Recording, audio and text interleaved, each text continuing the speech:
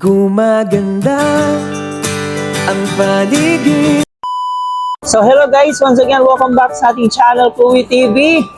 Ayan, so ngayon meron po tayong panibagong update dito sa ating Micres. Matatawag pa rin nating Micres guys kasi kahit nasa kahit wala na pong Micres ay parang buhay na buhay pa rin sila sa ating mga isipan, no?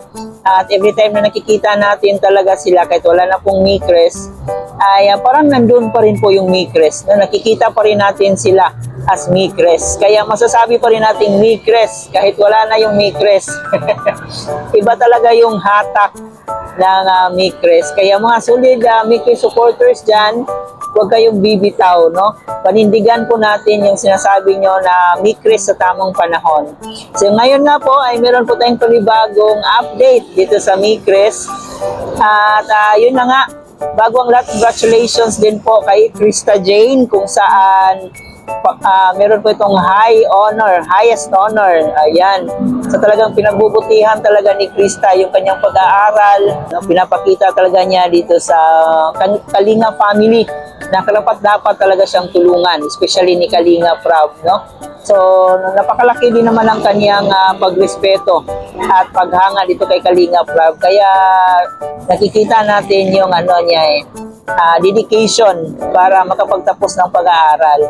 So, yun na nga, meron po siya siya po ay nakakuha ng highest honor. So, congratulations kay Krista na sa kabila po ng mga bashing, sa kabila po ng mga masasakit na salita na natatanggap niya dito sa social media, ay ginagamit niya ito para mas magiging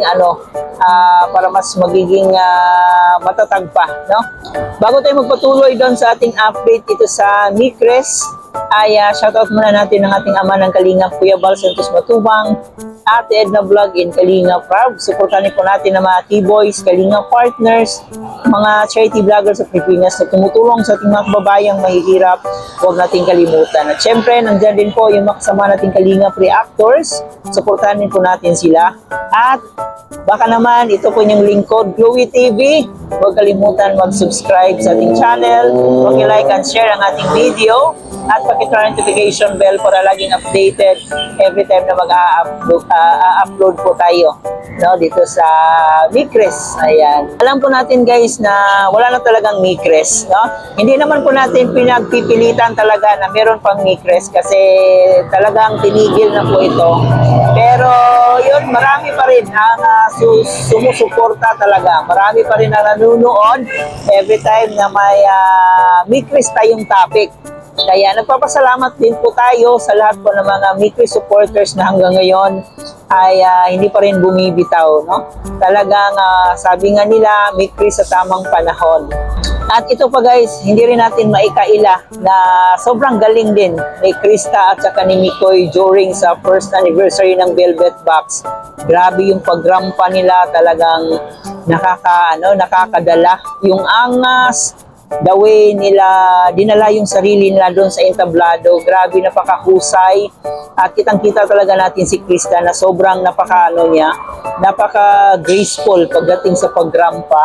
So, wala tayong masasabi talaga sa galing ni Krista. And totoo naman, yung mga nakikita natin, nababasa natin, ay sobrang galing talaga ni Krista. And syempre, hindi rin magpapahuli si Mikoy. Sobrang napakaangas din ang dating, and napakabagay talaga magdala ng kanilang mga accessories, no? Napakabagay magdala ng kanilang sarili pagdating sa pagmo-model. So ngayon guys, meron po tayong clip video na ipapakita po sa inyo.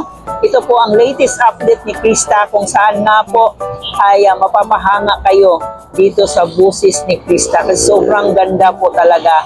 And ito guys, panoorin na muna ninyo ito para po sa mga namimiss kay Krista. So at least ngayon, kahit pa paano ay makikita nyo na pa rin siya at maririnig.